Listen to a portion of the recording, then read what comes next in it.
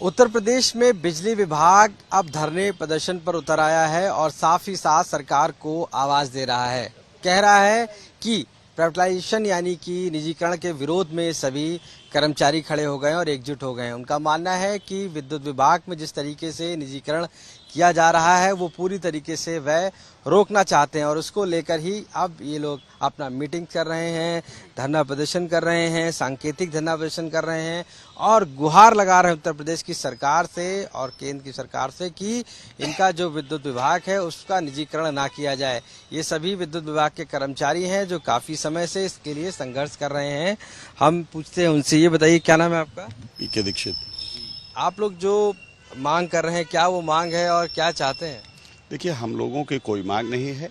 सरकार और प्रबंधन, उत्तर प्रदेश की जो प्रबंधन है, उत्तर प्रदेश पावर कॉर्पोरेशन के जो प्रबंधन है, ये एक हठधर्मिता पर अड़ा है कि ये निजीकरण को लेकर परेशान है और जो इन्होंने निजी कंपनियों से जो इन्होंने पैसे खा लिए हैं, जिस तरह से इनका ये घोटाला कर रहे हैं, इसके कारण जो ये उत्तर प्रदेश पावर कॉर्पोरेशन के चेयरमैन श्री आशीष गोयल जी हैं, इनको इस समय ख्वाब आते हैं कि नोटों की गड्डियों पर, बिस्तरों पर सोएंगे। इनको ये इसलिए कर रहे हैं कि बिजली विभाग का चाहे बंटाधार हो जाए, चाहे उपभोक्ता को 5.5 रुपए, 6.5 रुपए मिलने वाली बत्ती 12 रुपए में मिले। अभी 30% इन्होंने बढ़ाने का प्रपोजल भेजा है। आप समझ लीजिए कि जब निजीकरण करने जा रहे हैं तो 30% का जो बढ़ाने का प्रपोजल है, यही एक हमारी समझ में टेरिफ, यही एक घोटाला हो गया कि उनको बढ़ा के देना चाहते हैं। जो हमको मिल रहा है इससे 30% बढ़ा के उनको पहले से ही देना चाहते हैं। इस तरह की जो अवस्था है, इस तरह की सिचुएशन में कोई अपना पैसा किसी से बढ़ा के ज़्यादा लेने के उद्देश्य से क्यों रखेगा? इन्होंने जो गोयल और जो माननीय ऊर्जा मंत्री जी हैं, ऊर्जा मंत्री जी ने किसी से, मुझे लगता है कि लोगों ने बताया कि सुपारी ले ली है इसके निजीकरण की। तो निजीकरण की सुपारी देने वाले मंत्री उत्तर प्रदेश की जनता की भलाई के लिए कहाँ कर रहे हैं? अगर उन्होंने सुपारी ले ली है तो मुझे लगता है कि जो ये मंत्री और इनकी जो साजिश है, इसका पर्दाफाश होना चाहिए। आप बताइए कि जो निजीकरण कर रहे हैं उसको लेकर आपकी क्या तैयारी है? क्या आप सांकेतिक प्रदर्शन कर रहे हैं या सरकार से कुछ हल्ला बोल होगा? क्या कर रहे हैं? देखिए, ऐसा है कि इस उद्योग में हमारा खून और पसीना लगा हुआ है। हजारों लोगों ने खुद अंधेरे में रह के सूबे को रोशन करने का काम किया है। कोई महीना नागा नहीं जाता है जब हमारे लोग शहीद न होते हो इस उद्योग में। और एक तरफा फैसला, देखिए, इंटेक होल्डर जो है 2 होते हैं, एक उपभोक्ता, एक कर्मचारी। रेगुलर कर्मचारी 34,000 के लगभग हैं, जिसमें अभियंता से लेके और तृतीय श्रेणी और 4th क्लास कर्मचारी आते हैं। 90,000 की तादाद हमारी जो है संविदा के लोगों की है, जिसको अभी निजीकरण नहीं हुआ।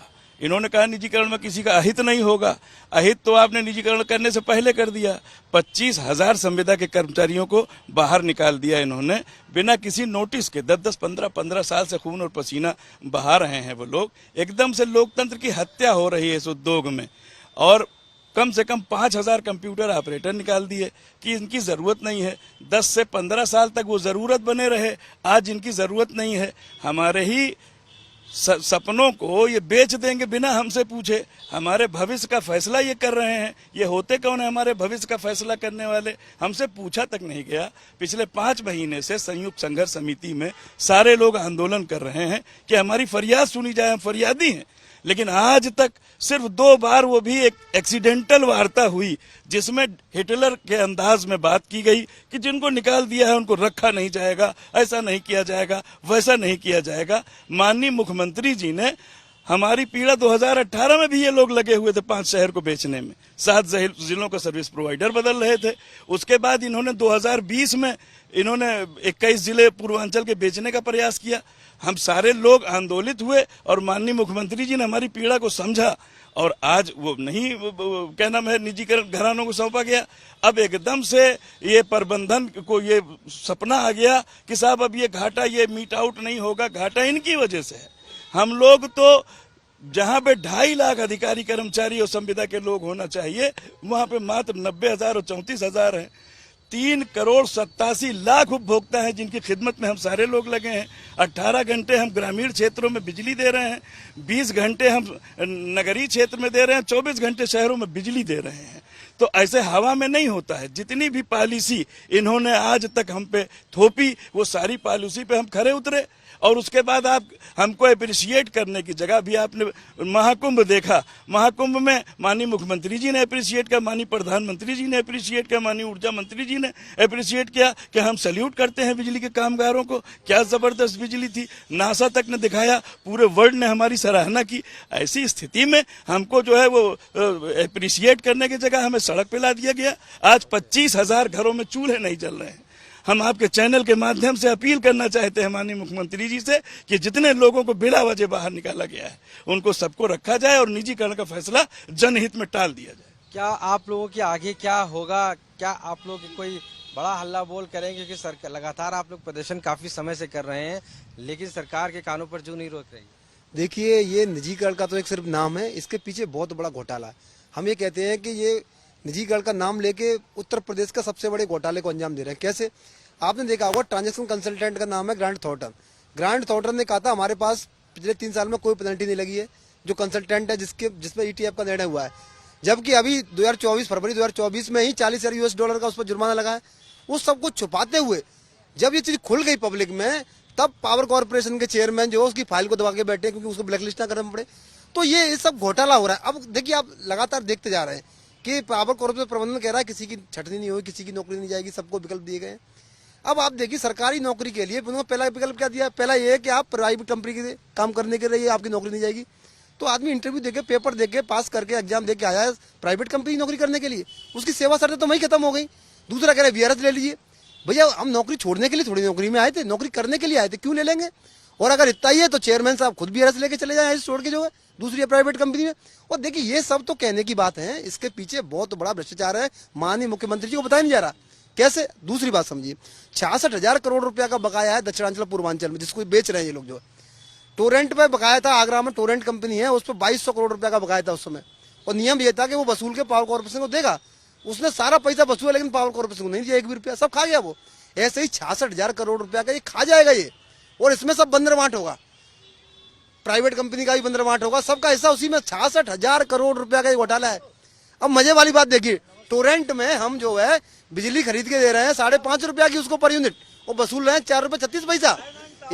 मात्र एक साल में 275 करोड़ रुपया का नुकसान हो रहा है टोरेंट की वजह से। अभी तक 2400 करोड़ रुपया का हो चुका है। कौन है टोरेंट भाई? क्या है टोरेंट के साथ रिश्ता? तो जो आज आगरा में कर रहा है वो 42 जनपदों में करने का भ्रष्टाचार का अगर मूड है तो ये बिजली कर्मचारी नहीं होने देगा। माननीय मुख्यमंत्री से अनुरोध है। ट्रांसपेरेंसी इंटरनेशनल ने भी सवाल उठाया, बहुत बड़ी संस्था है ट्रांसपेरेंसी इंटरनेशनल, जो भ्रष्टाचार के बड़े बड़े मामले को उठाया, उसने भी कहा है कि इसको जो तत्काल रोका जाए, बहुत बड़ा भ्रष्टाचार है। तो माननीय मुख्यमंत्री जी कहेंगे भ्रष्टाचार पर जीरो टॉलरेंस वाकई में अगर है तो ये ब्लैकलिस्ट करिए GT को, और जो इसको बचा रहे हैं उनको जेल में भेजिए। हम आपके साथ हैं, हम पब्लिक के साथ हैं। आप बताइए कि क्या आपका अगला कदम क्या होगा? अभी तक जो हमारे कार्यक्रम हुए संवैधानिक तरीके से हुए है, और हम लोग इसी भीषण गर्मी में किसी भी प्रकार की उपभोक्ताओं को दिक्कत नहीं होने देते हैं। इसलिए माननीय मुख्यमंत्री से मैं अपील करता हूं कि जो प्रबंधन द्वारा ये निजीकरण का फैसला लिया गया है, क्योंकि न जनता के हित में न उपभोक्ताओं के हित में हो, इसको तत्काल वापस किया जाए। क्योंकि हम लोग हमेशा जनता के हित में काम करते हैं और किसी प्रकार की असुविधा उत्पन्न नहीं होने देते हैं। और जो भी सरकार की नीतियां होती हैं उसका हम लोग विधिवत पालन करते हैं, क्योंकि हमारा बिजली विभाग उपभोक्ताओं को किसी प्रकार की कभी परेशानी नहीं देता है। 30% का जो बता रहे हैं कि लॉस है और उससे वसूला जाएगा अब उपभोक्ताओं से, उसको लेकर भी क्या आप कुछ क्लियर करेंगे? नहीं, 30% का लाश नहीं है। लाश जो भी है वो प्रबंधन के द्वारा है। हमारा जो है वो TNC लासेस 40% था, और आपने आंकड़े देखे होंगे, गवर्नमेंट ने दिया है, बाकायदा इन राइटिंग दिया है कि हम 14% पे आ गए हैं। जब हम 40% से 14% पे आ गए हैं तो किसी आसमान से तो आए नहीं है। इन्हीं अधिकारी कर्मचारियों ने जो है 14% हमारा किया है। आज की डेट में हम डे बाय डे सुधर रहे हैं, पूरी तौर से 24 घंटे बिजली दे रहे हैं। जबकि जब कभी 1 लाख कर्मचारी होता था, 1,10,000 कर्मचारी होता था, तो इतना उपभोक्ता नहीं था। नंबर ऑफ कनेक्शंस बढ़ गए हैं, उपभोक्ता बढ़ गए हैं, लेकिन कर्मचारी डे बाय डे घट रहे हैं। और सबसे बड़ी विडंबना है माय डियर कि देखिए, हम संविदा पे चला रहे हैं। अभी हमारे एक साथी बता रहे थे 90,000 लोग संविदा हैं। 25,000 संविदा के कर्मचारियों को निकाल दिया है और उनका देखिए वो पाते क्या हैं, वो 8,000 और 10,000 रुपए में लखनऊ जैसे शहर में, बड़े बड़े शहर में अपना पूरा जीवन यापन करते हैं और उनको भी नौकरी नहीं दे रहे हैं और इस निजीकरण को करने के लिए तैयार हैं। जबकि आने वाले में अगर निजीकरण हो जाएगा तो सबको निकाल करके बाहर करेंगे और सब बेरोजगार हो जाएंगे। यहाँ पर सारे जो कर्मचारी हैं और जो इस उसके नेतागण हैं या जो कह सकते हैं इसके सारे वो कर्मचारी एक साथ एक आवाज में खड़े हुए हैं और मानना यही कि निजीकरण सरकार को नहीं किया जाना चाहिए, क्योंकि जो संविदा कर्मचारी हैं वो उतने ही बने हुए हैं, जबकि चाहे वो कनेक्शंस बढ़ गए हों, उसके अलावा चाहे जो लाइट की मांग है वो बढ़ गई हो, इलेक्ट्रिसिटी की, इसके बावजूद भी अभी जो महाकुंभ हुआ था उसमें भी प्रॉपर व्यवस्था की गई थी विद्युत विभाग ने, सारे कर्मचारियों ने लग के, लेकिन इसके बावजूद अब निजीकरण की तरफ विद्युत विभाग उत्तर प्रदेश का बढ़ रहा है, जिसको लेकर ये सभी संगठन के कर्मचारी एकजुट होकर एक आवाज में सीएम योगी आदित्यनाथ से मांग कर रहे हैं कि ये निजीकरण पर रोक लगाई जाए, अन्यथा एक बड़ा आंदोलन उत्तर प्रदेश में देखने को मिलेगा। लखनऊ से कैमरा पर्सन नीरज कुमार के साथ आशीष श्रीवास्तव, यूपी तक।